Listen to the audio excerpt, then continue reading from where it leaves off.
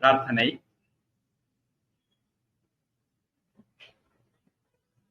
ஓம் ஐந்து கரத்தனை ஆனை முகத்தனை இந்தின் இளம்பிறை போலும் எயிற்றனை நந்தி மகந்தனை ஞானக் கொழுந்தினை குந்தியில் வைத்தடி போற்றுகின்றேனே. தந்தை தாயாவானும் சார்கதியிங்காவானும் அந்தமிலா இன்பம் நமக்கு ஆவானும் எந்தமது ஊனாகுவானும் உயிராகுவானும் அருட்கோனாகுவானும் குரு ஆயகலைகள் 64 ஏய உணர்விக்கும் என்னம்மை தூய உருப்பளிங்கு போல்வாளன் உள்ளத்துள்ளே ஒரு பொழுதும் வாராதிட. செங்கதிர் தேவன் சிறந்த ஒளியினை தேர்கின்றோம், அவன் எங்கள் அறிவினை தூண்டி நடத்துக. தெரியும். எல்லாருக்கும் மாலை வணக்கங்கள்.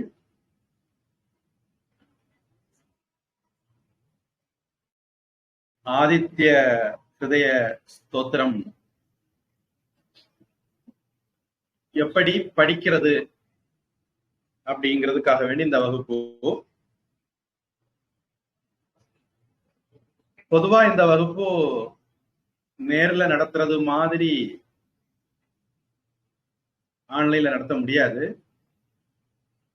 ஏன்னா நான் சொல்லி தந்து உங்களை கேட்டு சொல்ல வச்சு நடத்தும் போது இருக்கக்கூடிய சௌகரியம் ஆன்லைன்ல வராது.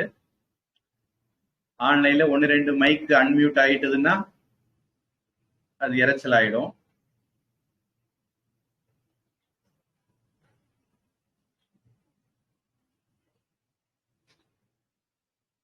இருந்தாலும் நான் முயற்சி பண்றேன். ஸ்தோத்திரத்துக்குள்ள போகிறதுக்கு முன்னாடி ஸ்தோத்திரம் பற்றி ஒரு பின்னணி. ராமர் தர்ம யுத்தத்துல ஜெயிக்கிறதுக்காக வேண்டி அகஸ்தியர் ராமருக்கு சொல்லிக் கொடுத்த ஸ்தோத்திரம் இது.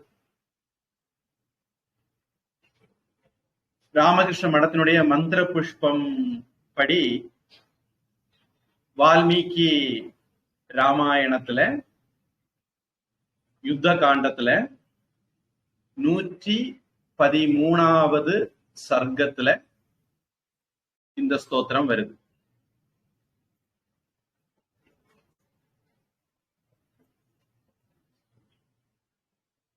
கீதா பிரஸ் கோரக்பூர் அவங்க புஸ்தகப்படி இது 104வது சர்க்கத்துல வருது. எப்படியானாலும் 2 பேருடைய கணக்குப்படியும் இது ராமாயணத்துல இருக்கு அப்படிங்கிறது எந்த குழப்பமும் யாருக்கும் இல்லை.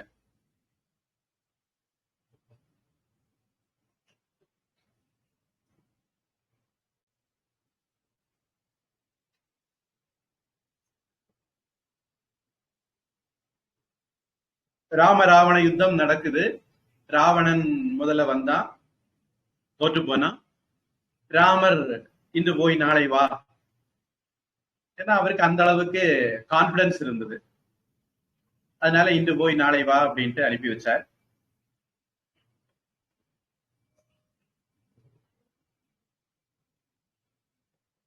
ஆடியன்ஸுக்கு ஒரு குறிப்பு, ஒருவேளை என்கிட்ட இருந்து வர்றதுல ஏதாவது சிக்கல் இருந்ததுன்னா நீங்க அப்ப தெரிவிங்க. நெட்வொர்க் மாத்தணும்னா மாத்தி விடணும்.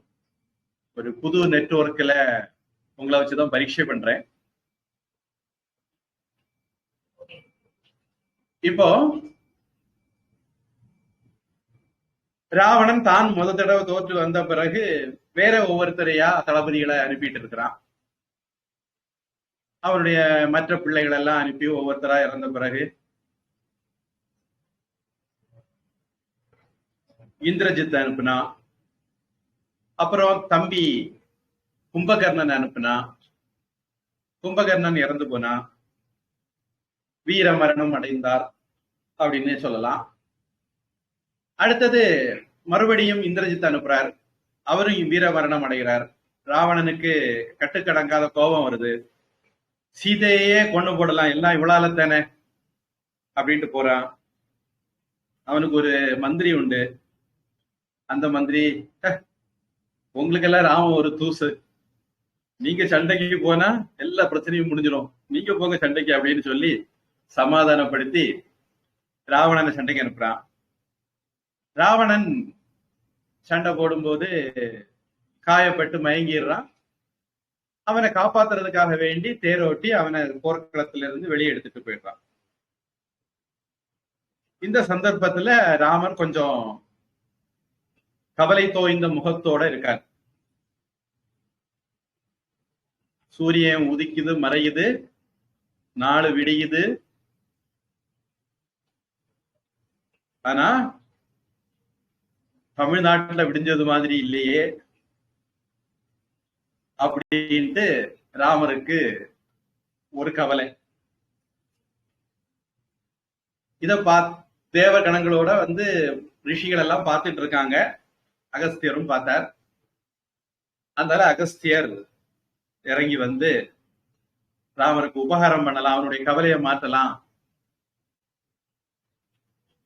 நாம எவ்வளவுதான் பெரியவங்களா இருந்தாலும், எவ்வளவுதான் சக்திசாலியா இருந்தாலும்,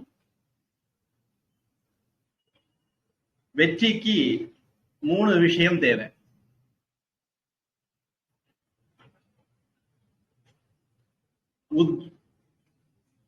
பிரயத்தனம், காலம், தெய்வம். பிரயத்தனம்னா நம்முடைய முயற்சி.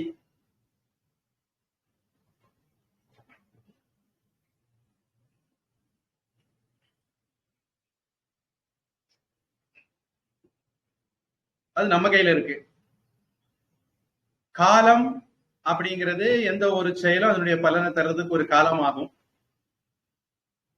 அது யார் கையிலையும் இல்லை, கடவுளுடைய நீதிப்படி நடக்கும். ஆழ குழி தோண்டி அதில் ஒரு முட்டையிட்டு அண்ணாந்து பார்த்தால் வானம் தெரியும். தென்னை மரம் வளர்ந்து காய்ச்சி பலன் தர்றதுக்கு 6 மாசம் ஆகுமே. 6 மாசத்துக்கு அப்புறம் அண்ணாந்து பார்த்தாதான் ஏதாவது தெரியும்.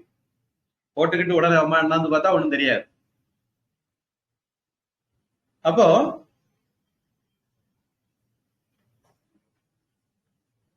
பரீட்சை எழுதுறோம், ரிசல்ட் வர வரைக்கும் காத்திருக்கணும். சிறுபயிறு முளைக்க போட்டா அடுத்த நாளே முளைச்சிருமா இருக்கும். வேற வேற பயிர்கள் வேற வேற கால அளவு எடுக்கும், வேற வேற தாவரங்கள் வேற வேற கால அளவு எடுக்கும்.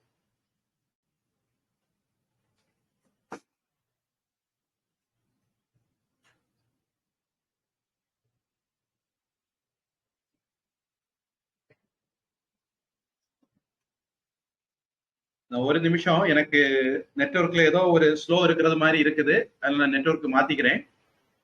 எல்லாரும் அப்படியே இருங்க.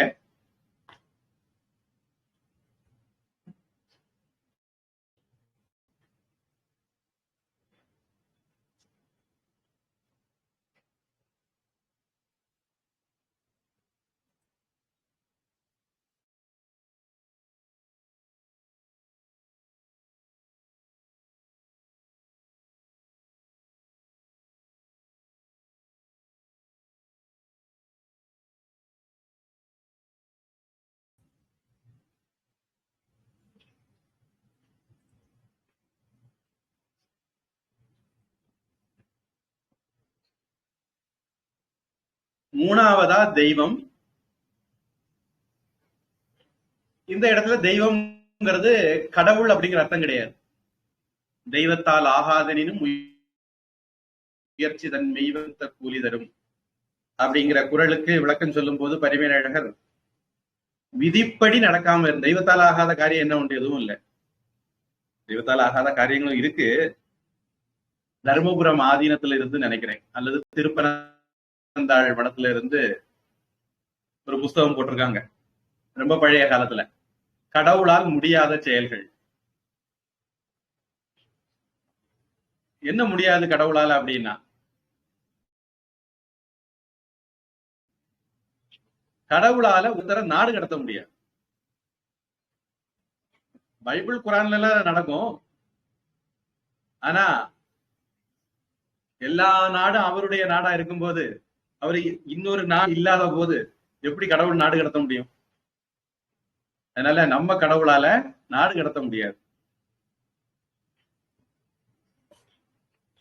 அது மாதிரி நெருப்பு குளிராது,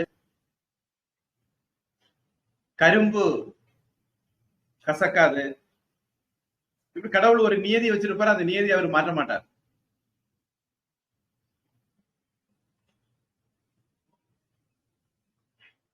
இந்த மாதிரி சில விஷயங்களை அந்த புஸ்தகத்துல தொகுத்திருக்காங்க.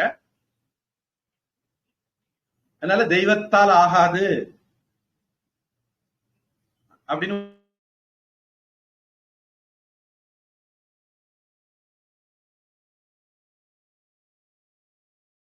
ஒரு காரியம் கிடையாது அப்படிங்கிறதா பொதுவா நம்முடைய அனுபவம்.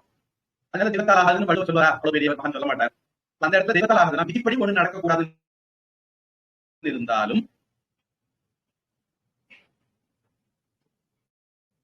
முயற்சி தன் மெய்வருத்த கூய்தர். நம்முடைய முயற்சியினால எவ்வளவு முயற்சி பண்றோமோ அதுக்கு ஏற்றது மாதிரி பலன் வரும் அப்படின்னு அதுக்கு விளக்கம் சொல்றாங்க. தெய்வத்தால் அப்படிங்கிறது விதிப்படி, விதியால் அப்படிங்கிற மாதிரி அர்த்தம் எடுத்துக்கிறாங்க. அது மாதிரி இந்த இடத்துலயும் தெய்வம் அப்படிங்கிறது விதி. விதி யார் கையில இருக்குன்னா கடவுள் கையில இருக்கு. அதனால நாம கடவுள்கிட்ட பிரார்த்தனை பண்றோம்.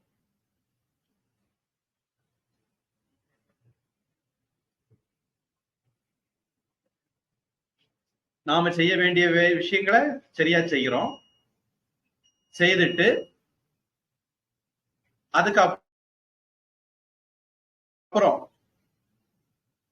உரிய காலத்துக்காக வேண்டி காத்தும் இருப்போம். செயல் செய்தோம், உரிய காலமாகியும் பலன் கிடைக்கல அப்படிங்கிற ஒரு சூழல் வரவிடாம செயலை தொடங்கும் போதே நாம பிரார்த்தனையோட தொடங்குவோம். ஒரு வீடு கட்டுறோம், முதல்ல ஒரு பூமி பூஜை பண்றோம். ஒரு புது வாகனம் வாங்கணும், முதல்ல கோயில பூஜை பண்றோம். புது துணி எடுத்துக்கிறோம், முதல்ல சாமிக்கு வச்சுட்டு அப்புறம் எடுத்து கொடுத்துக்கிறோம். சாப்பிடுறோம், பிரம்மார்ப்பணம் சொல்லிக்கிட்டு சாப்பிடுறோம். இப்படி எந்த ஒரு செயலும் செய்யறதுக்கு முன்னாடி நாம பிரார்த்தனை பண்ணிக்கிட்டு செய்யறோம். விவேகானந்த சாமி சொல்றார், பிரார்த்தனையினால் பிறந்தவன் ஆரியன். ஆரியன் திராவிடன் அப்படின்னு எல்லாம் கொஞ்சம் பேரு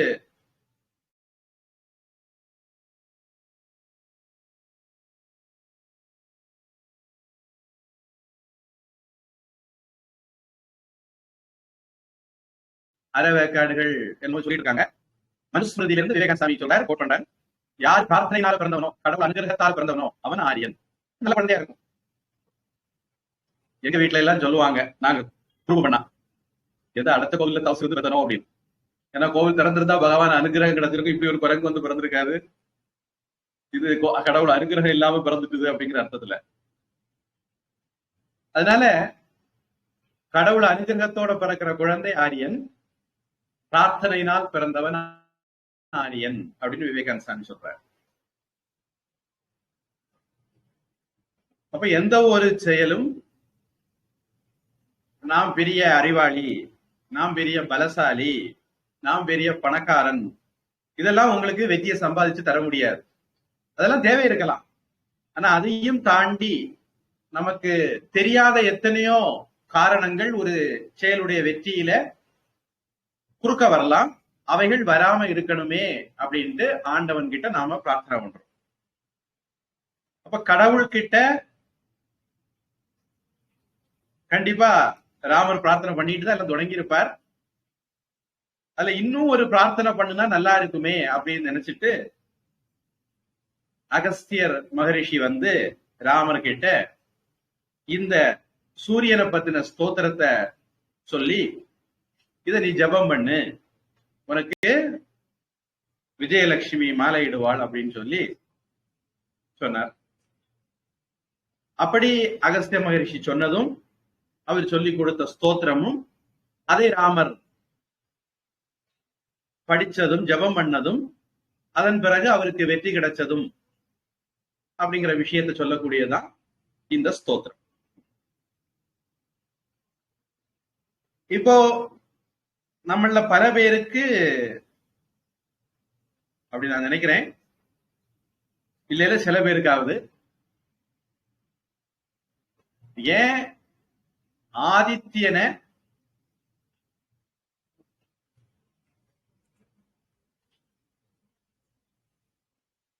பூஜை பண்ணணும் அல்லது பிரார்த்தனை பண்ணணும் அப்படிங்கிறது மாதிரியான ஒரு கேள்வி இருக்கலாம்.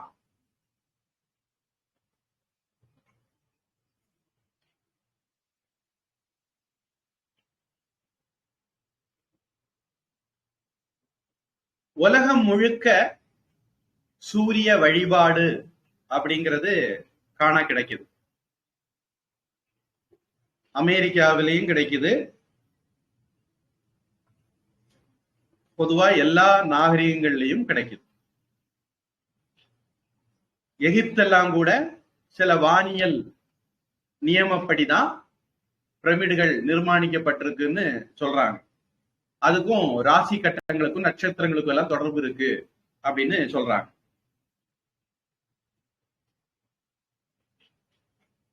சொல்லப்போனா சூரியனுக்குன்னு கோவில்கள் எல்லாம் கூட இந்தியாவில் இருக்கு. காஷ்மீர்ல ஒரு கோவில் இருக்குதுன்னு நினைக்கிறேன். கொனார்க் அப்படின்னு ஒரிசால இருக்கிற கோவில் உங்க எல்லாருக்கும் தெரிஞ்சிருக்கலாம். அது போக சூரியனார் கோவில் அப்படின்ட்டு தஞ்சாவூர்ல, சும்மா தஞ்சாவூர்னு சொல்றேன், எந்த கோவிலா இருந்தாலும் அநேகமா தஞ்சாவூர்னு சொன்னா கரெக்டா இருக்கும், அங்க கோவில் இருக்கும் அப்படிங்கிற நம்பிக்கையில சூரியனார் கோவில் ஒரு கோவில் இருக்கு. பல இடங்கள்லயும் இந்தியா முழுக்க சூரியனுடைய கோவில்கள் விரைவி இருக்கும். ஆனா நாம இப்போ கொஞ்சம் ராமர், கிருஷ்ணர், சிவன், முருகன், கணபதினு, தேவின்னு மாறிட்டோம். ஆனா நம்முடைய பாரம்பரியத்துல ரொம்ப முக்கியமான வழிபாட்டுல ஒன்னாக சூரியனுடைய வழிபாடு இருந்தது. மகர சங்கராந்தி அல்லது தை பொங்கல் அப்படிங்கிறது நம்ம சூரியனுக்கு தான் இன்னமும் வழிபட்டு இருக்கிறோம். சொல்ல போனா தமிழ் மாதங்கள் எல்லாம் கூட சூரியனை அடிப்படையாக தான் கணக்கு போடுறோம். சூரிய நாட்காட்டி தான் தமிழருடைய நாட்காட்டி.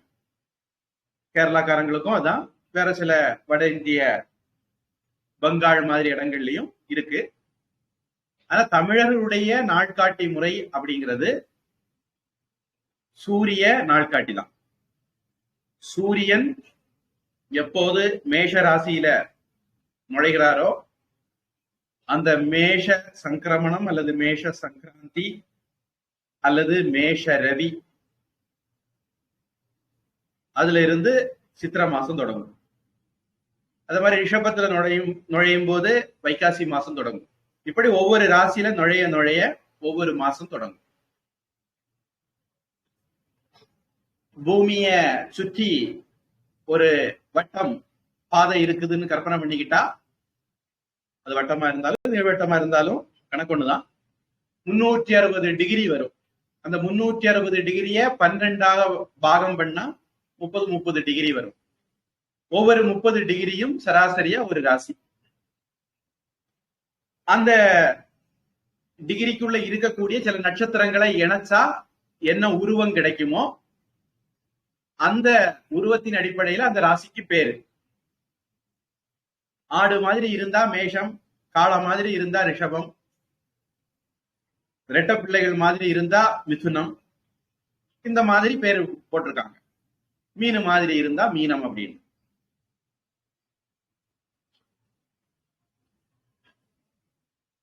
ஆனா சூரியனுக்கும்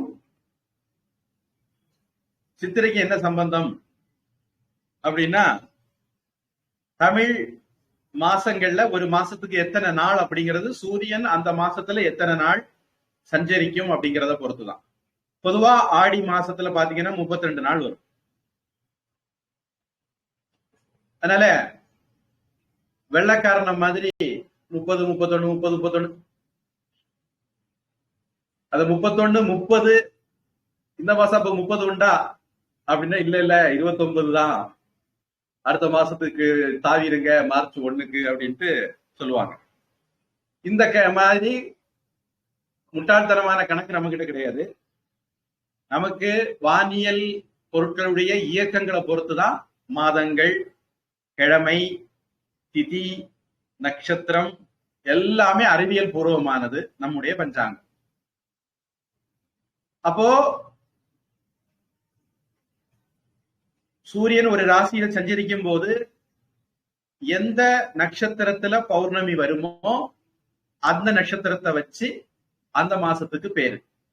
பெரும்பான்மையும் சித்திர நட்சத்திரத்துல வர்றதுனால சித்திர மாசம், விஷாக நட்சத்திரத்துல வர்றதுனால வைகாசி மாசம், கார்த்திகை நட்சத்திரத்துல வர்றதுனால கார்த்திகை மாசம், பால்குன நட்சத்திரத்துல வர்றதுனால பங்குனி மாசம். இப்படி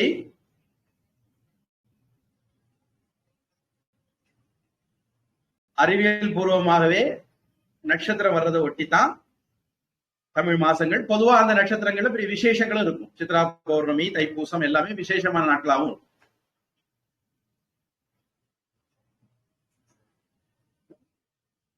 அப்ப சூரியன் அப்படிங்கிறது தமிழர்களுடைய வாழ்க்கையில ரொம்ப முக்கியமான ஆளு. இனி இந்த 12 ராசிலையும் சூரியன் சஞ்சரிக்கும் போது அவருக்கு 12 பேர் இருக்கு. துவாதச ஆதித்யர்கள் அப்படின்னு சொல்லுவாங்க. பாகவதத்துல இருக்கிறபடி அந்த 12 பேர் என்னெல்லாம் அப்படின்னா, விவஸ்வான், அரியமா, பூஷா, தொஷ்டா, சவிதா, பகஹ, தாத்தா, விதாத்தா, வருணக, மித்ரக, சக்ரக, உருக்கிரமக. உருக்கிரமங்கிறது விஷ்ணு. ஷன்னோ இதுல சொன்ன சில பேர் இப்ப இந்த சாந்தி மந்திரத்திலே வரும். ஷன்னோ மித்ர சம்பருணக ரெண்டாச்சு. ஷன்னோ பவத்வர்யமா, ஷன்ன இந்திரோ, சக்கரங்கிறது இந்திரன், பிருகஸ்பதி, ஷன்னோ விஷ்ணுருக்கிரமக, உருக்கிரமங்கிறது விஷ்ணு. ஷன்னோ விஷ்ணுர் உருக்கிரமக, நமோ பிரம்மணே நமஸ்தேவாயோ அப்படின்னு அந்த மந்திரம் போகுது.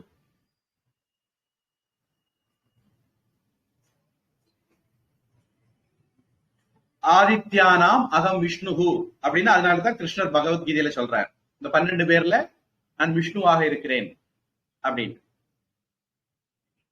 விவஸ்வான் அரியமா பூஷா ஸ்வஷ்டாத சவிதா பகஹ, தாத்தா விதாத்தா வருணோ மித்ர சக்ர உருக்கிரமக அப்படிங்கிறது பாகவத ஸ்லோகம்.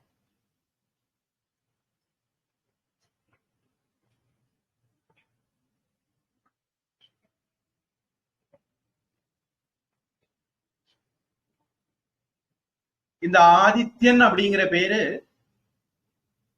அதித்தியினுடைய பிள்ளை அப்படிங்கிறதுனால வந்தது. வசுதேவன் பிள்ளை வாசுதேவன், ஜனகன் மகள் ஜானகி, ஹிமவான் மகள் ஹைமவதி, இந்த மாதிரி ஒருவர்கிட்ட இருந்து வந்தது அப்படிங்கிற அர்த்தத்துல சம்ஸ்கிருதத்துல சில வார்த்தைகளை உருவாக்குவாங்க. அதுக்கு தத்திதம் அப்படின்னு பேரு.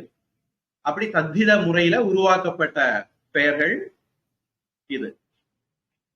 அப்ப ஆதித்யன்கிற வார்த்தை அதித்தியினுடைய பிள்ளை அப்படிங்கிற அர்த்தத்தை தருது. அதித்தி அப்படிங்கிறவங்க தேவ மாதா அப்படின்னு அறியப்படுறாங்க. இந்த அதித்தியினுடைய தந்தை தக்ஷ பிரஜாபதி. இந்த அதித்தியினுடைய தந்தை தக்ஷ பிரஜாபதிக்கு ஒரு மகள்தான் சதி. தாக்ஷாயணி, தக்ஷனுடைய மகள்ங்கிறதுனால தாக்ஷாயணின்னு பேரு. பிறகு பர்வதராஜனுக்கு மகளாக பிறந்து சிவபெருமான திருமணம் பண்ணதுனால பார்வதி அப்படிங்கிற பேரு வந்தது. பர்வதராஜனுக்கு இன்னொரு பேரு ஹிமவான்ங்கிறதுனால அவளுக்கு ஹைமவதினும் பேரு. ரிஷிகேஷ்ல கோவில் தேவிக்கு பேரு ஹைமவதி. ஹைமவதி சமேத அப்படின்னு தான் சொல்லுவாங்க. கங்காதரேஸ்வர சுவாமி ரிஷிகேஷ் தயானந்தாசிரமத்துல. அப்போ அந்த தக்ஷ பிரஜாபதியினுடைய மகள்களை கஷ்யபர் அப்படிங்கிற மகரிஷி கல்யாணம் பண்ணிக்கிட்டார். அதுல திதி அப்படிங்கிறவங்க மூத்தவங்க. அதுக்கப்புறம் அதிதி அப்படிங்கிற ஒரு அம்மா உண்டு. மன்னிக்கணும், தப்பா சொன்னேன். அதிதி அப்படிங்கிறது மூத்தவங்க. அப்புறம் திதின்னு ஒரு அம்மா உண்டு. அதிதிக்கு பிறந்தவங்க ஆதித்யர்கள், திதிக்கு பிறந்தவர்கள் தைத்தியர்கள் அல்லது ராட்சசர் அசுரர்கள் நம்ம சொல்றோம். அப்படியே தனு அப்படிங்கிற ஒரு அம்மா உண்டு. அவங்களுக்கு பிறந்தவங்க தானவர்கள். அவங்களையும் நம்ம பொதுவா அரக்கர்கள்ங்கிற மாதிரி சொல்றோம். இப்ப இதுல நாம தெரிஞ்சுக்க வேண்டியது என்ன அப்படின்னா, நம்ம மண்டைய கழுவுறதுக்கு ஒரு கூட்டம் நம்மளை சுத்தி எப்பவும் இருந்துட்டு இருக்கு. அந்த கூட்டத்தினுடைய பொய் வலையில நாம விழுந்துடக்கூடாது. தேவர்கள், அசுரர்கள், தைத்தியர்கள், தானவர்கள் இவங்க எல்லாருமே சொக்காரங்க, பங்காளிகள். ஒரே தந்தை தாய் வயிற்றுல பிறந்த சகோதரருடைய பிள்ளைகள். ஆரியர் திராவிடர் இந்த பம்மாத்து வேலையெல்லாம் இங்க கொண்டு வரக்கூடாது. இந்த அதித்தியினுடைய பிள்ளைகள் ஆதித்யர்கள், அவங்க அப்பா கஷ்யபர். பொதுவா ரிஷிகளுக்கெல்லாம் முதல்ல நம்ம கஷ்யபரை நினைக்கிறோம். கஷ்யபருக்கு பிறகுதான் உலகத்துல உயிர்கள் எல்லாம் உருவாச்சுது அப்படின்னு புராணம் சொல்லுது. அதனால நமக்கு யாருக்காவது நம்முடைய கோத்திரம், தமிழ்நாட்டை முக்காலே உண்டாணி பேருக்கு கோத்திரம் தெரியாது, வட இந்தியாவில் உள்ளவங்களுக்கு எல்லாம் தெரியும்.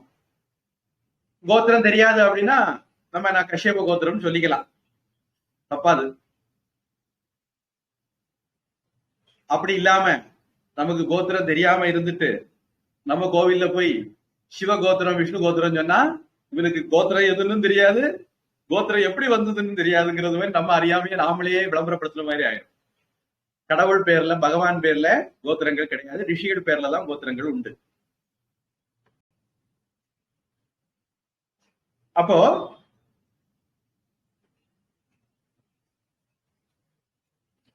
சதி, தாக்ஷாயனுடைய அப்பா தக்ஷ பிரஜாபதி சதியினுடைய சகோதரிகளை கஷ்யப மகரிஷி கல்யாணம் பண்ணிக்கிறார். இந்த கஷ்யபருடைய பேரை வச்சுதான் காஷ்மீர் அப்படிங்கிற ஒரு இடம் பாரதத்துல இருக்கு. அந்த கஷ்யப மகரிஷியினுடைய மகள் வயிற்று பிள்ளைகள் ஆதித்யர்கள். 12 ஆதித்யர்கள். இது ஆதித்ய அப்படிங்கிற வார்த்தைக்கு ஆன விளக்கம்.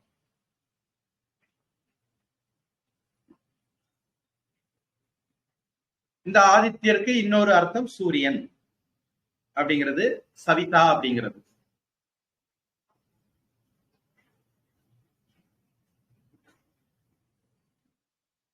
சில பேரு சூரிய நமஸ்காரம் பண்ணும்போது இந்த 12 பெயர்களை சொல்லி 12 சூரிய நமஸ்காரம் பண்றது உண்டு. ஓம் ஹ்ராம் மித்ராய நமக, ஓம் ஹ்ரீம் ரவயே நமக, ஓம் க்ளூம் சூர்யாய நமக, ஓம் ஹைம் பானவே நமக, ஓம் ஹௌம் ககாய நமக, ஓம் கிரக பூஷ்ணே நமக, ஓம் ஹ்ராம் ஹிரண்யகர்பாய நமக, ஓம் ஹ்ரீம் மரீச்சயே நமக, ஓம் க்ளூம் ஆதித்யாய நமக, ஓம் ஹ்ரைம் சவித்ரே நமக, ஓம் ஹ்ரௌம் அர்க்காய நமக, ஓம் கிரக பாஸ்கராய நமக. கூட ஒண்ணு சேர்த்து சொல்றவங்க இருக்காங்க, ஓம் சவித்ர சூரிய நாராயணாய நமக அப்படின்னு. சுருக்கமா ஞாபகம் வைக்கணும்னா இப்படி பிடிச்சுக்கலாம். மித்ர ரவி சூரிய, பானு கக பூஷ்ண, கிரண்ய கர்ப்ப மரீச்ச ஆதித்ய சவித்ரார்க்க பாஸ்கர அப்படின்னு ஞாபகம் வச்சுக்கிட்டீங்கன்னா உங்களுக்கு ஞாபகம் வைக்கிறது ஈஸியா இருக்கும். ஈசகேனகட பிரஷ்ன முண்டக மாண்டூக்கிய ஐத்திரேய தைத்திரிய சாந்தோக்கிய மிருகதாரண்யகம் உபனிஷத் ஞாபகம் வைக்கிறது மாதிரி நீ ஞாபகம் வச்சுக்கலாம். இப்போ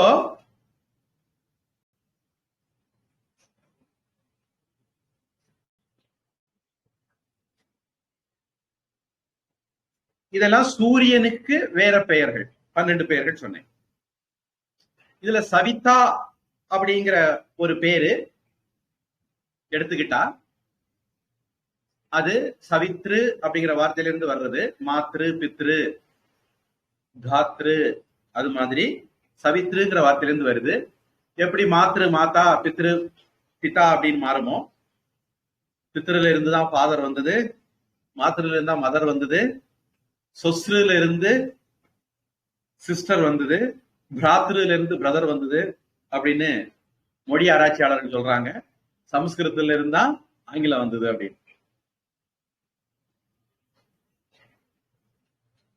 அது மாதிரி சவித்ரு சவிதா அப்படின்னு மாறுது. இந்த சவிதாவுடைய மந்திரம் சாவித்ரி மந்திரம். சவிதாங்கிற வார்த்தைக்கு உற்பத்தி பண்ணக்கூடிய அப்படிங்கிற அர்த்தம். இப்படி சொன்னா உங்களுக்கு கொஞ்சம் புரியாத மாதிரி இருக்கும். உங்களுக்கு புரியுற வார்த்தையில சொன்னா பிரசவ சூயதேச்ச சராச்சரம் அப்படின்னு பகவான் கீதையில சொல்லுவார். சூ அப்படின்னா பிறப்பிக்கிற, அதுல இருந்தா பிரசவ அப்படிங்கிற வார்த்தை வருது. பிரசூதி அப்படிங்கிற வார்த்தை இருக்கு. இப்படி உயிர்களை எல்லாம் உண்டு பண்றதுனால சூரியனுக்கு சவிதா அப்படின்னு பேரு. அந்த சூரியனுடைய காயத்ரிங்கிறதுனால அந்த மந்திரத்து சாவித்திரின்னு பேரு. அது பிரம்ம காயத்ரின்னு சொல்லுவாங்க. 6 வயசு நம்முடைய குழந்தைக்கு ஆச்சுதுன்னா அதுக்கு பூணூல் கல்யாணம் நாம பண்ணுவோம். பண்ணும்போது அந்த குழந்தைக்கு பிரம்ம காயத்ரி அல்லது சூரிய காயத்ரி மந்திரம் தான் உபதேசம் ஜபம் பண்றதுக்கு கொடுப்பாங்க.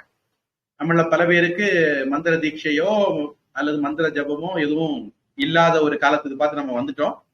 நம்முடைய பாரம்பரியத்திலிருந்து நாம நிறைய விலகி வந்துட்டோம். நீங்க எல்லாம் நம்முடைய பாரம்பரியமான விஷயங்களை தெரிஞ்சுக்கணும், படிக்கவாவது தெரிஞ்சுக்கணும் அப்படின்னு வந்திருக்கீங்கிறது ரொம்ப சந்தோஷமான விஷயம். இந்த சவிதாவுடைய மந்திரம் சாவித்ரி அல்லது பிரம்ம காயத்ரி, சூரிய காயத்ரி எல்லாம் சொல்லப்படும். அது காயத்ரி தீட்சை மந்திர செய்யுள் வடிவத்துல இருக்கிறதுனால அது காயத்ரிங்கிற பேர்ல பிரபலம் ஆயிட்டுது. பொதுவா நம்ம இப்போ காயத்ரி மந்திரம் அப்படின்னு சொல்றோம். அப்ப நம்முடைய குழந்தைகள் எல்லாருமே இப்படி தீட்சை எடுக்கணும், பூணூல் போடணும், குடுமி வைக்கணும், காயத்ரி மந்திரம் வாங்கி அது தினமும் காலை மதியம் சாயந்தரம் 3 வேளை ஜபமும் பண்ணணும். இப்படி ஒரு குழந்தை 6 வயசுலேயே, சுமார் 6 வயசுலேயே சூரியனை வழிபட ஆரம்பிக்குது இந்த மந்திரத்தை சொல்லி. அப்படி இருந்த ஒரு கலாச்சாரம் நம்முடைய கலாச்சாரம். நம்முடைய கலாச்சாரத்துல முதலாக நாம வழிபடக்கூடிய தெய்வமே சூரியன் தான். அதனாலதான் ஆதிசங்கரர் 6 மதங்களை ஸ்தாபனம் பண்ணும்போது சௌரம், சூரியனை வைத்து சௌரம், சிவனை வைத்து சைவம், இதெல்லாமே தத்திதம் தான். விஷ்ணுவை வைத்து வைஷ்ணவம், சக்தியை வைத்து சாக்தம், கணபதியை வைத்து கானபத்தியம், குமரனை வச்சு கௌமாரம் அப்படின்ட்டு 6 மதங்களை ஸ்தாபிச்சார். அவருடைய பஞ்சாயதன பூஜையில கூட சூரியனுக்கு அப்படின்னு ஸ்படிகம் வச்சிருப்பார். அப்போ சூரிய வழிபாடு அப்படிங்கிறது அந்த அளவுக்கு நம்முடைய ரத்தத்தோட ஊறி போயிருந்த ஒரு வழிபாடா இருந்தது.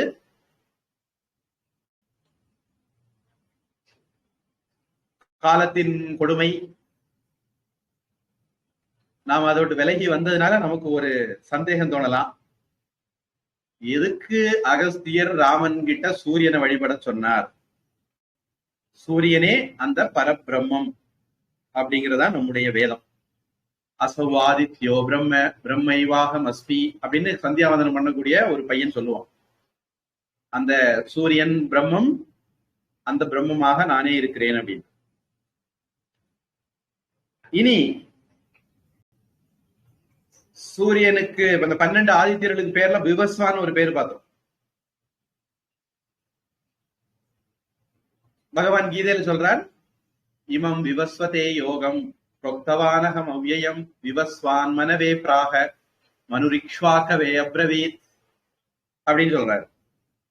நான் இதை விவஸ்வானுக்கு சொன்னேன், சூரியனுக்கு சொன்னேன். சூரியன் தன்னுடைய பிள்ளை வைவஸ்வதனான மனுவுக்கு சொன்னார். வைவஸ்வத மனுங்கிறது யம தர்மராஜா. அந்த மனு தன்னுடைய பிள்ளை இக்ஷ்வாக்கு சொன்னார் அப்படின்ட்டு வருது. அந்த இக்ஷ்வாக்கு சூரிய குலத்துல, சூரிய வம்சத்துல முதல் ராஜா. அந்த ராஜ வம்சத்துலதான் ராமர் வந்தார். அப்படி பார்த்தா ராமருடைய குலதெய்வம் கூட சூரியன். அந்த விதத்திலையும் ராமர் ஆதித்ய ஹிருதயன் சொல்றது தகும். சூரியன் பரபிரமம் அப்படிங்கிற நிலையிலையும் ராமர் ஆதித்ய ஹிருதயன் சொல்றது தகும். இந்த காலத்துல நீங்க எல்லாம் ஜாதகம் வீட்டுல ரொம்ப கஷ்டம் ஜாதகம் பார்க்க போனா ஜோசியர் சொல்லுவார், குலதெய்வத்தை நீங்க வழிபடல, அதனாலதான் உங்களுக்கு இந்த கஷ்டம் எல்லாம் அப்படின்னு. குலதெய்வம் அது கருப்பா சிவப்பா எங்க இருக்குன்னு நமக்கு யாருக்கும் தெரியாது. ஏன்னா நாம நம்முடைய பரம்பரை தொடர்பு அறந்து ரொம்ப தள்ளி வந்துட்டோம். அப்புறம் தேடி கண்டுபிடிக்கிற முயற்சியில இருப்போம். அதனால ராமர் குலதெய்வ வழிபாட்டுக்காக வேண்டிய ஆயிலும் சரி, இல்ல பரம்பருடைய வழிபாட்டுக்காக வேண்டிய ஆயிலும் சரி, சூரியனை வழிபடுறது தகும். அதனால பொருத்தமாக அகஸ்தியர் சொல்லியிருக்கார். அதுல இன்றைக்கு முன்னுரை இவ்வளவு போதும். முதல் ஸ்லோகம் சமஸ்கிருத லிபி அல்லது கிரந்த லிபி அல்லது மலையாளம், கன்னடம், தெலுங்கு அந்த மாதிரி லிபி வச்சிருந்தா நல்லது.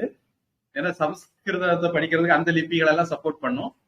வட்ட எழுத்து அல்லது பிராமி எழுத்து, அதாவது தமிழ் எழுத்து நீங்க நினைக்கக்கூடிய எழுத்து அவ்வளவு சப்போர்ட் பண்ணாது.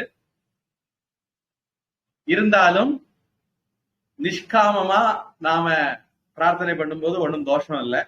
அதனால தைரியமா பிழைகளை பத்தி கவலைப்படாம பண்ணிக்கலாம். நான் முதல்ல என்னென்ன வார்த்தைகள் இருக்குது அப்படிங்கிறத பிரிச்சு சொல்றேன். அப்போ உங்களுக்கு பிறகு அதை சேர்த்து சொல்லும் போது சௌகரியமா இருக்கும். அதுல பல வார்த்தைகள் உங்களுக்கு தெரிஞ்ச தமிழ்ல பழக்கமுள்ள வார்த்தைகளா கூட இருக்கும். அதனால உங்களுக்கு சொல்றது இன்னும் எளிமையா இருக்கும். முதல்ல தனித்தனி வார்த்தைகள் சொல்லி அந்த வார்த்தைகள் சேரும் போது எப்படி மாறும்னு சொல்லி அதுக்கு பிறகு நான் ஸ்லோகத்தை சொல்லித்தரேன். நானே ஒரு தடவை 2 தடவை எல்லாம் சொல்றேன், நீங்க மனசுக்குள்ள கேட்டு சொல்லிக்கீங்க.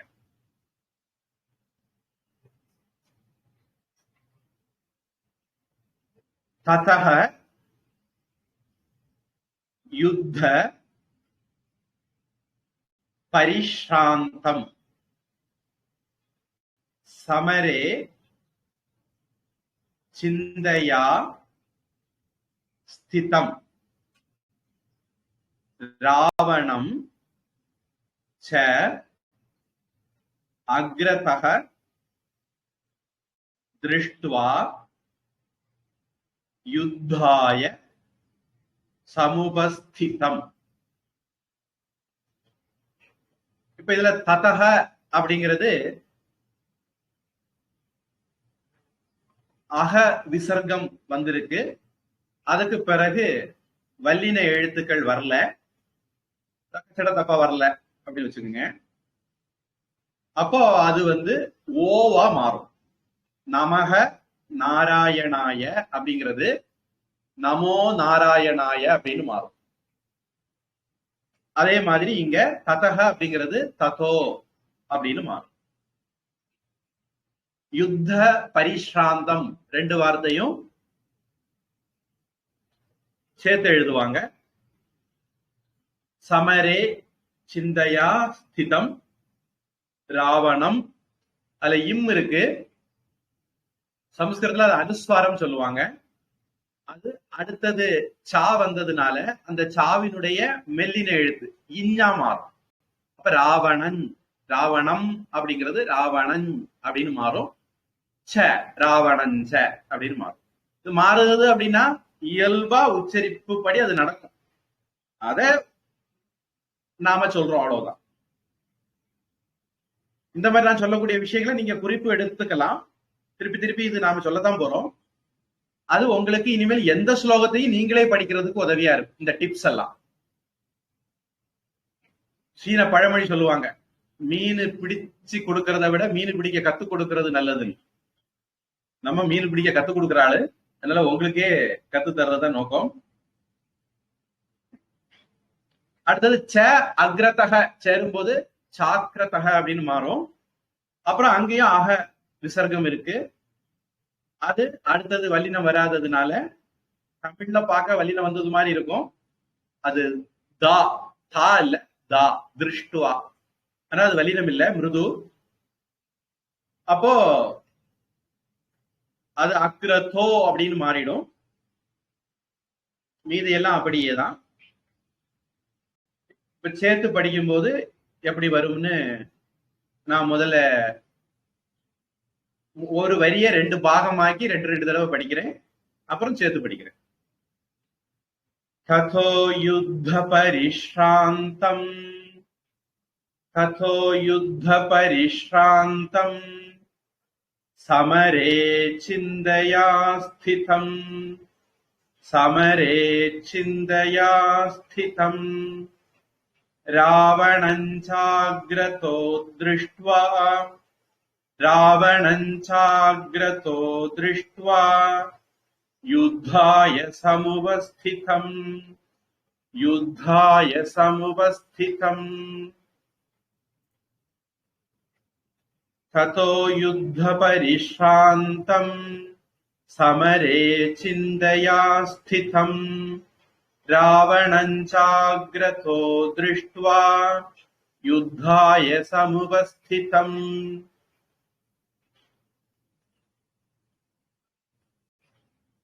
நீங்க பயன்படுத்துறதுக்காக வேண்டி நாம் இத பதிவு பண்றோம். இந்த பதிவு வகுப்பு முடிஞ்ச கொஞ்ச நேரத்திலேயே இந்த குழுவிலேயே நாம போட்டுருவோம். அப்புறம் இந்த பதிவினுடைய இன்னொரு பிரதி நகலை நாம யூடியூப்லயும் போடுவோம். வேதனிஷ்டா அப்படிங்கிற பேர்ல பூஜ்ய சுவாமிஜி படம் போட்டு இருக்கக்கூடிய சேனல், அதனுடைய லிங்கும் இந்த குரூப்ல போடுவோம். நீங்க உங்களுக்கு சௌகரியமான நேரத்துல போட்டு திருப்பி திருப்பி கேட்டு படிக்கிறதுக்கு உதவியா இருக்கிறதுக்காக வேண்டி நாம அதை பண்றோம். ஒருவேளை இந்த பயிற்சி உங்களுக்கு போதாது அப்படின்னு நீங்க நினைச்சீங்கன்னா நீங்க மேற்கொண்டு அதிகம் பயிற்சி எடுத்துக்கிறதுக்கு அந்த மாதிரி ஒரு வாய்ப்பும் நாம பண்ணுவோம்.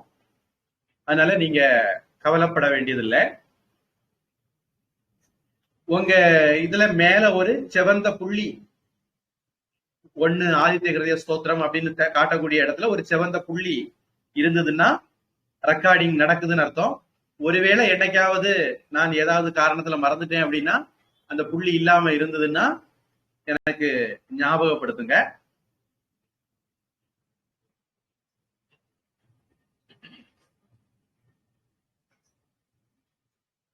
யுத்தம் செய்யறதுக்காக ராவணன் மீண்டும் வந்து காயப்பட்டு ஓடி இருக்கிறான். அத நினைச்சு பார்த்து ராமர் முகத்துல கவலைக்குறியோட நிக்கிறார்.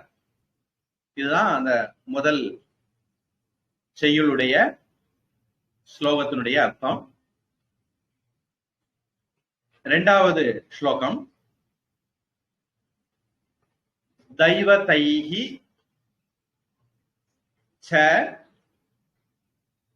சமாகம்ய द्रष्टुम् अभ्यागतः रणम् उपागम्य अब्रवीत् रामम् अगस्त्यः भगवान् ऋषिः. தைவதைஹி அப்படிங்கிற இடத்துல விசர்க்கம் வந்திருக்கு. விசர்க்கம்ங்கிறது பொதுவா ஒரு 2 புள்ளி மாதிரி போடுவாங்க, செமிகோலன் ஆங்கிலத்துல சொல்லுவாங்க, அது மாதிரி இருக்கலாம். பொதுவா நாம வந்து அகன்னா மாதிரி போடுறது. அகர்ணாவுக்கும் விசர்க்கத்துக்கும் கொஞ்சம் சம்பந்தம் இருக்குன்னு நினைக்கிறதுனால நாம அகர்ணா மாதிரி போடுவோம்.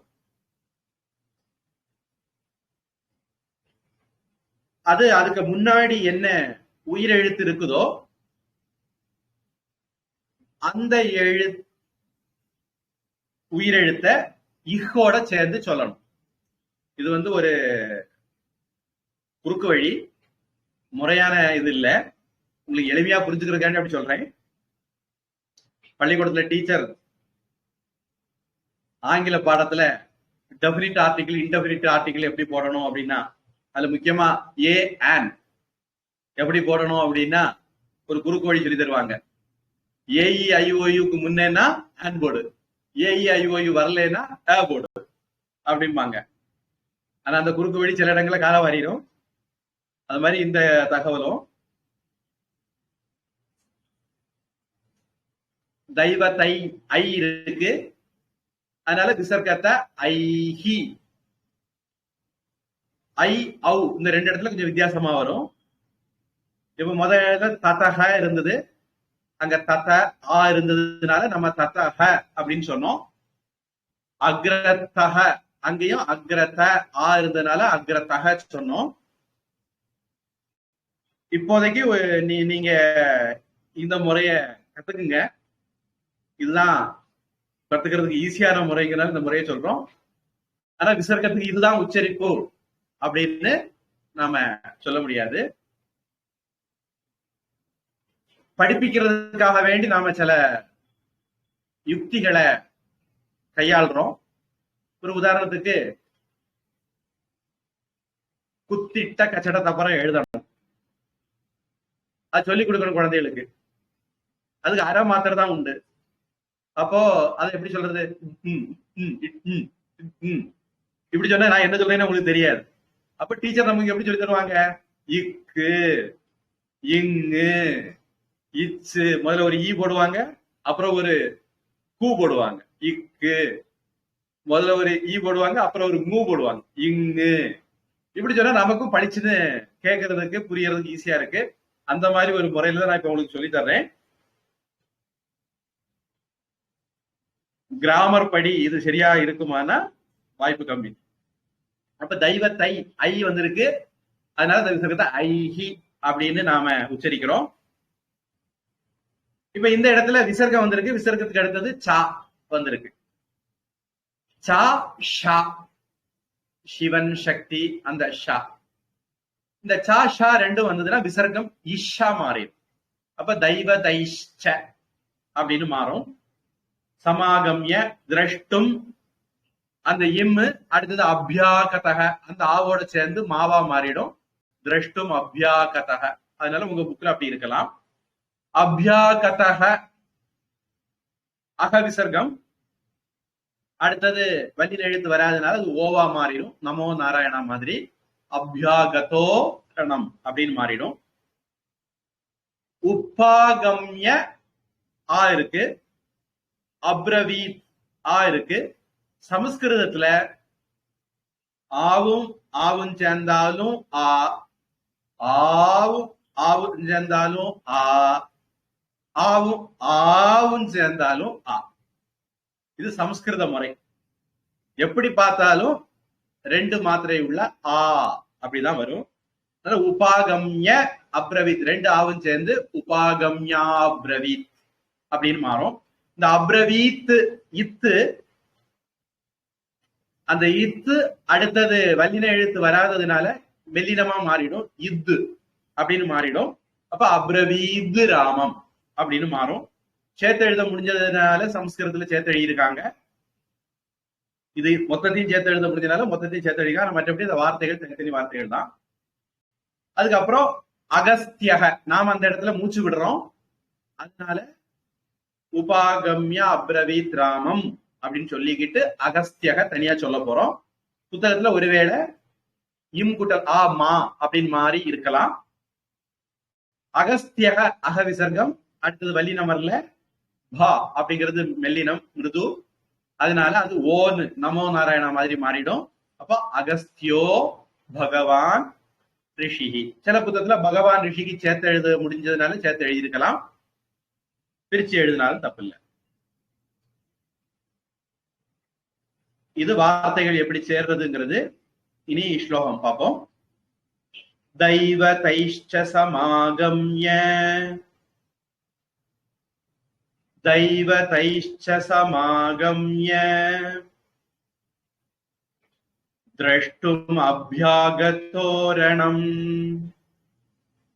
द्रष्टुमभ्यागतोरणम् उपागम्याब्रवीद्रामम् अगस्त्यो भगवान् ऋषिः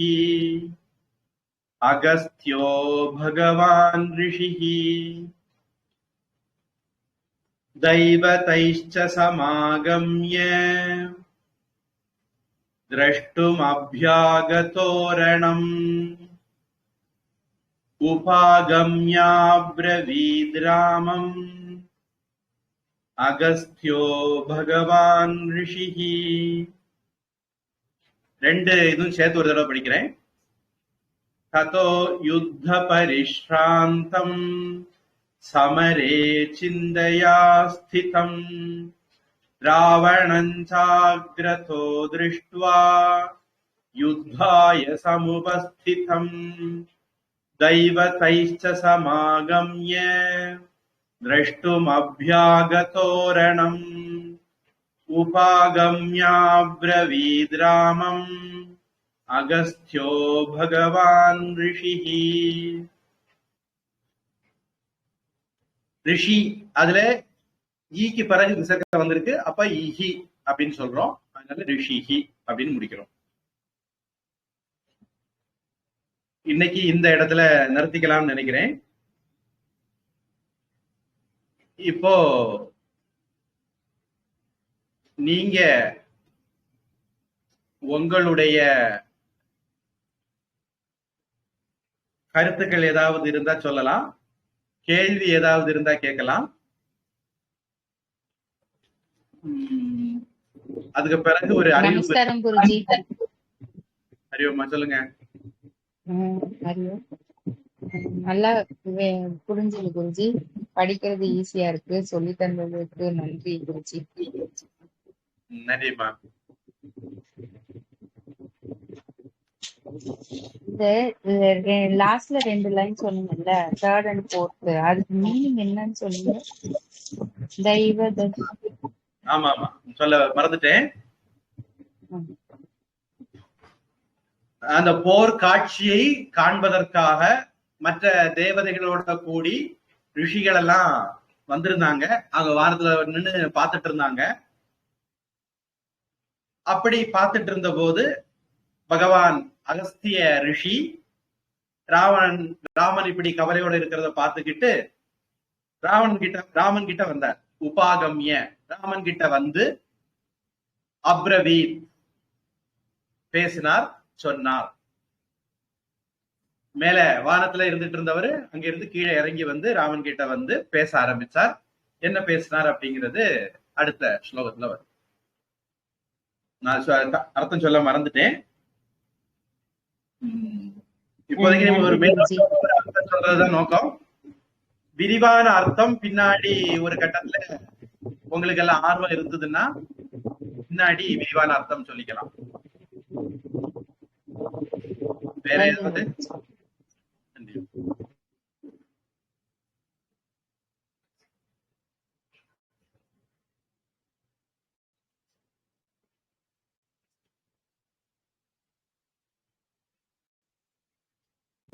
நீங்க சொல்ல சொல்ல ரிப்பீட் பண்ணணுமா?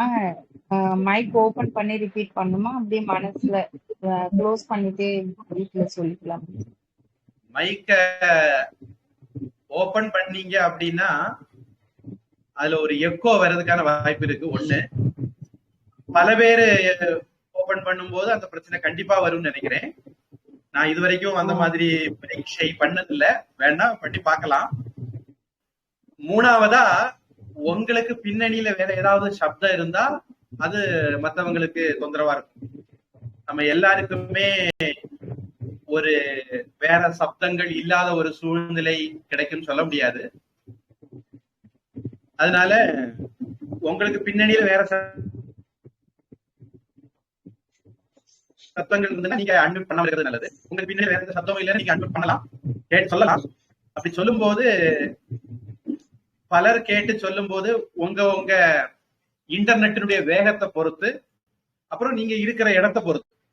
இப்ப நம்முடைய ஆங்கில வகுப்புல அமெரிக்கால இருந்தும் இருந்தாங்க, துபாயில இருந்தும் இருந்தாங்க, இந்தியாவுக்குள்ளேயும் பல இடங்கள்ல இருந்து இருந்தாங்க. இப்போ அவங்க ஒவ்வொருத்தருடைய குரலும் வந்து சேர்றதுல வித்தியாசம் வரும். அந்த வகுப்புல அப்படி ஒரு சின்ன குழப்பம் இருந்தது மாதிரி இருந்தது. அதனால நான் இந்த வகுப்புல உங்க யாரையும் அன்மியூட் பண்ணி படிக்க சொல்லல. அந்த வகுப்புல ஒருத்தரை மட்டும் அன்மியூட் பண்ணி கேட்டு சொல்லுங்கன்னு சொல்லியிருந்தேன். அது சரியா வரலையோன்னு ஒரு சந்தேகம் வந்ததுனால இந்த வகுப்புல நான் அப்படி பண்ணல.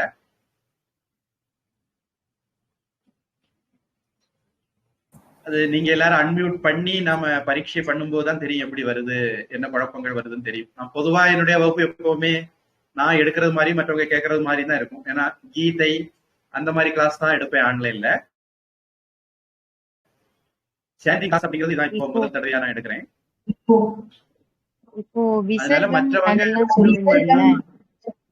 ஆமா அதெல்லாம் இந்த தமிழ் எழுத்துல தான் நான் பார்த்துட்டு இருக்கேன். அப்போ அதுல தெரியல அதெல்லாம் எதுவும். பொதுவா தமிழ்ல நீங்க எந்த பதிப்பு எங்கிருந்து எடுத்து வச்சிருக்கீங்கன்னு தெரியல எனக்கு. ரெண்டு புள்ளி போட்டிருப்பாங்க. அனுப்பியிருக்க பிடிஎஃப்ல இருந்து தான் பாக்குறேன். நம்ம குரூப்ல இதுல அனுப்பி இருக்கிறதுல இருந்து தான் பார்த்தேன். அதுல வந்து உங்களுக்கு அக்கன்னா படம் போட்டிருக்கு இல்லையா? அக்கானா போட்டிருக்குமே. இல்ல எதுவும் போடல. அப்படியே தாத்தோ யுக்தக்கு அப்புறம் ஒரு ஐஃபன் அப்புறம் பரிஷ்ராந்தம் அப்படிதான் இருக்கு. ஆனா கொஞ்சம் ஈஸியா தான் இருக்கு. நீங்க சொல்ற விசர்க்கம் வந்து எங்களுக்கு அந்த சான்ஸ்கிரிட்ல பார்த்தாதான் கத்துக்க முடியும்னு நினைக்கிறேன். அதெல்லாம் இல்ல அது என்ன அப்படின்னா விசர்க்கம் வந்து ஒரு பச்சோந்தி சம்ஸ்கிருதத்துல. அது வந்து நான் இருக்கிற இடத்துக்கு தகுந்த மாதிரி மாறிக்கிட்டே இருக்கும். உங்களுக்கு இந்த ரெண்டு வரியில ரெண்டு ஸ்லோகத்துல ரெண்டாவது ஸ்லோகத்துல கடைசியில மட்டும்தான் அது பக்கத்துல யாரும் இல்லாததுனால தான் மாறாம அப்படியே இருக்குது. ரிஷிஹி அப்படிங்கிற இடத்துல அகன்னா இருக்குது. உங்க இப்ப நீங்க கையில வச்சு அதுல மட்டும் அக்கு இருக்கு, மற்ற இடங்கள்ல இல்ல. ஏன் அப்படின்னா அது கொஞ்சம் அரசியல்வாதி மாதிரி கட்சி மாறிக்கிட்டே இருக்கும் அது. அப்போ ததகங்கிற விசர்க்கம் உண்டு. ஆனா அடுத்தது யுத்தங்கிற வார்த்தை வந்ததுனால அது ததோன்னு மாறிட்டது. அந்த விசர்க்கம் தான் ஓன்னு மாறிடுது. நான் அதனாலதான் அந்த இடங்கள்ல எல்லாம் உங்களுக்கு குறிப்பிட்டு சொன்னேன். அதே மாதிரி அக்ரதோ அந்த இடத்துலயும் விசர்க்கம் உண்டு, அது ஓன்னு மாறிடுது, அக்ரதோன்னு மாறிடுது. அது மாதிரி தெய்வ தைஹி அந்த இடத்துல விசர்க்கம் உண்டு. அது வந்து சம்ஸ்கிருதத்துல பார்த்தாலும் நீங்க கண்டுபிடிக்க முடியாது, தமிழ்லயும் இருக்காது. ஏன்னா பொதுவா நடைமுறையில அது என்ன மாற்றம் நடக்குமோ அது நடந்த பிறகுதான் அச்சு போடுவாங்க. இதை நான் உங்களுக்கு சொல்றது எதுக்காக வேண்டினா, இந்த ஒரு சின்ன வார்த்தை தான் இப்படி மாறி அடுத்த வார்த்தையோட சேருதுன்னு உங்களுக்கு ஒரு தெரியறதுக்காக வேண்டி. நீங்க அதை கிரகிக்க முடிஞ்சா கிரகிச்சுக்கலாம், ஞாபகம் வைக்க முடிஞ்சா ஞாபகம் வச்சுக்கலாம். ஒருவேளை இப்படியே கேட்டு கேட்டு வந்து உங்களுக்கு நல்ல அதுல பயிற்சி வந்துடும். ஒருவேளை உங்களுக்கு அது புரியல, கிரகிக்க முடியலைனாலும் ஒன்றும் பிரச்சனை இல்லை. கடைசியா உங்க பேப்பர்ல என்ன இருக்குதோ, புஸ்தகத்துல என்ன இருக்குதோ அதுதான் நம்ம கடைசியா சொல்ல போறது. உதாரணத்துக்கு ததோ யுத்த பரிசாந்தம்னா சொல்ல போறோம், ததக யுத்தன்னு சொல்ல போறது இல்லை. அது மாதிரி தெய்வ தைச்ச அப்படிதான் சொல்ல போறோம், தெய்வ தைஹி ச அப்படின்னு சொல்ல போறது இல்லை. அதனால உங்களுக்கு அதுல கடைசி வடிவத்துல எந்த பிரச்சனையும் வராது. இப்படி சின்ன சின்ன வடிவங்கள் சேர்ந்து இப்படி உருவாயிருக்குன்னு தெரியறதுக்காக வேண்டி அதை சொன்னேன். அது உங்களுக்கு ஒருவேளை நீங்க மேற்கொண்டு சம்ஸ்கிருதம் எல்லாம் படிக்கணும்னு நினைச்சீங்க அப்படிங்கிற போது அது உங்களுக்கு கை கொடுக்கலாம், அவ்வளவுதான். மற்றபடி புரிஞ்ச வரைக்கும் நீங்க கிரேஸ் கிட்டா போறோம், புரியாததை கண்டுக்க வேண்டாம், விட்டுருங்க. ஆனா சந்தேகம் இருந்தது மேற்கொண்டு தப்பு இல்லை. ஜெய் ஸ்ரீராம் குருஜி. ஜெய் ஸ்ரீராம். ரொம்ப நாளா வந்து ஆதித்ய ஹிருதயம் வந்து கத்துக்கணும் தெரிஞ்சுக்கணும்னு சொல்லிட்டு நிறைய பேர்கிட்ட கேட்டுட்டு இருந்தேன் நானு. சோ ரீசெண்டா வந்துதான் ஒரு மேம் சொல்லி நான் இந்த லிங்க்ல ஜாயின் பண்ணேன் குருஜி. Thank you very much. எனக்கு வந்து பேசிக்கா ஒரு டவுட். எனக்கு வந்து இதோட சிக்னிபிகன்ஸ், இதோட இம்பார்ட்டன்ஸ் புரியுது. நீங்க சொல்றீங்க இது வந்து அகஸ்திய முனி வந்து ராமருக்கு ராவனோட எதிர்க்கிறதுக்காக, விக்டரிக்காக அவர் சொல்லி கொடுத்தாருன்னு சொல்றீங்க இல்லைங்களா? ஆதித்யானா சன் கார்டுன்னு தெரியுது, ஹிருதயம்னா ஹார்ட்னு தெரியுது. பட் ஆதித்ய ஹிருதயம் அப்படிங்கறதோட பேசிக்கா அந்த அந்த ஸ்லோகத்தோட ஹெட்டிங்கோட மீனிங் எதனால சுவாமி ஆதித்ய ஹிருதயம்? அந்த ரெண்டு வார்த்தைக்கும் தனித்தனியான மீனிங் தெரியுது. ஆதித்யானா நம்ம சன் காடு, ஹிருதயம்னா ஹார்ட்னு தெரியுது. ஆதித்யனுடைய உள்ளத்தை உருக வைக்கிற பாடல், மந்திரம், ஜபம், அது ஒரு அர்த்தம். ஆதித்யனுடைய ஹிருதயமான மந்திரம் அடங்கிய பாடல் அப்படியும் அர்த்தம் எடுத்துக்கலாம். ரெண்டு விதமாகவும் அர்த்தம் இருக்கு. இது படிக்கிறதுக்கு என்னென்ன பிரயோஜனம் அப்படிங்கிறதுல ஒண்ணு ராமருக்கு சொல்லி கொடுத்தாருங்கிறது. இது போகவும் நிறைய பிரயோஜனங்கள் இருக்கு. இதுல முடியும் போது பலஸ்ருதி வருது, அதுல சில விஷயங்கள் சொல்லியிருப்பாங்க. அப்புறம் நானும் எனக்கு நேரம் கிடைக்கும் போது, ஞாபகம் வரும்போது வேற வேற பலன்கள் சொல்லுவேன்.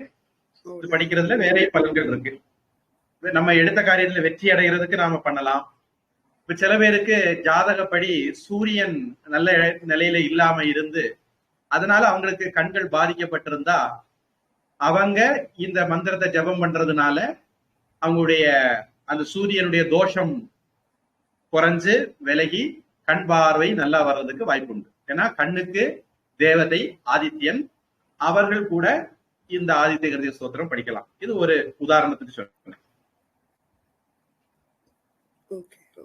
ரொம்ப நன்றி. நன்றி. வேற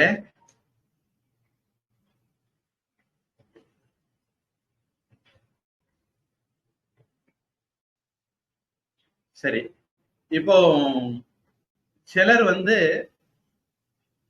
இது தினமும் நடக்குமா அப்படின்னு கேக்குறாங்க. தினமும் கலந்துக்கிறதுக்கு ஆர்வமா இருக்காங்க. இதுல எத்தனை பேருக்கு அந்த சௌகரியம் இருக்கும் அப்படிங்கிறது எனக்கு தெரியாது. என்னை பொறுத்த வரைக்கும் அதுல கொஞ்சம் சிரமம் எனக்கே இருக்கும். புதன் இல்ல, இப்ப திங்கள் ஞாயிறுல இருந்து வரலாம். ஞாயிற்றுக்கிழமை ஈவினிங்கிறது எனக்கு பிரச்சனை இல்லை. திங்கள் ஈவினிங் ஆங்கில ஆதித்ய ஹிருதய ஸ்தோத்திரம் கிளாஸ் இருக்கு.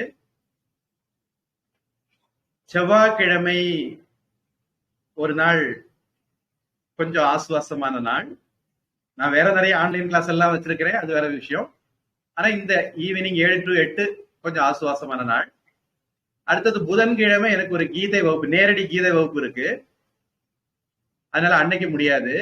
வியாழக்கிழமை ஒரு ஆன்லைன் அர்த்த சாஸ்திர வகுப்பு இருக்கு, அதனால அன்னைக்கு முடியாது. வெள்ளிக்கிழமை நம்ம இப்ப இதை தொடங்கி இருக்கிறோம்,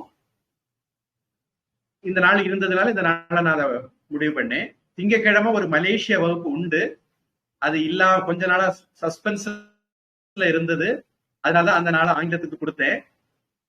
மலேசியா கிளாஸை பத்தி மறுபடி பேசணும் அப்படின்னு சொல்லியிருக்காங்க. அவங்க என்ன பேசுறாங்கிறத பொறுத்து அந்த நாள் ஒருவேளை மாற்ற வேண்டி வரலாம். இப்போ சனிக்கிழமை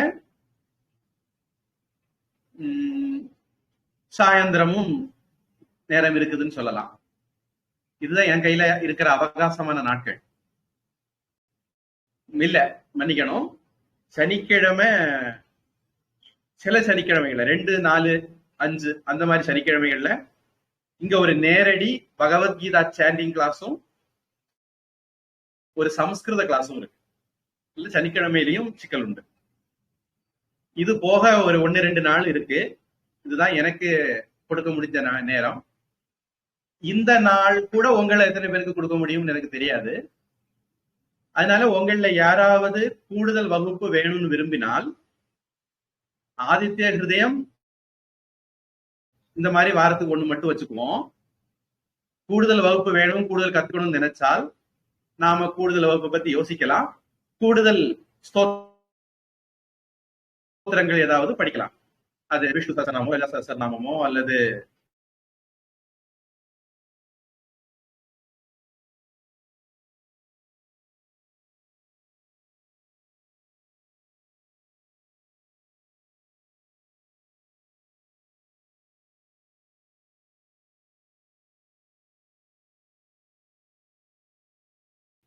ஸ்தோத்திரம், இந்த மாதிரி ஏதோ ஒண்ணு உங்களுடைய சாய்ஸ்ல நம்ம எடுத்து படிச்சுக்கலாம்.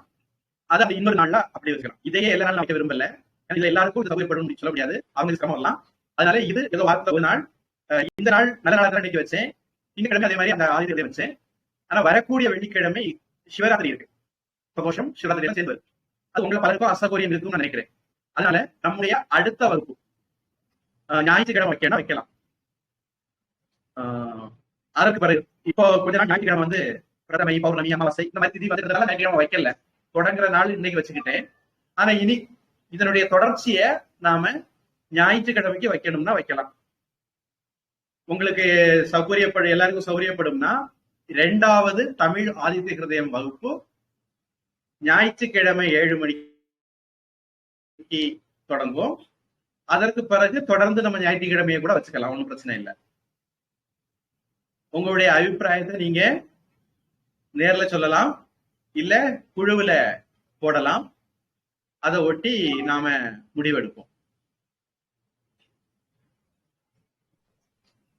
சரிங்க குருஜி, சண்டே ஓகே தான்.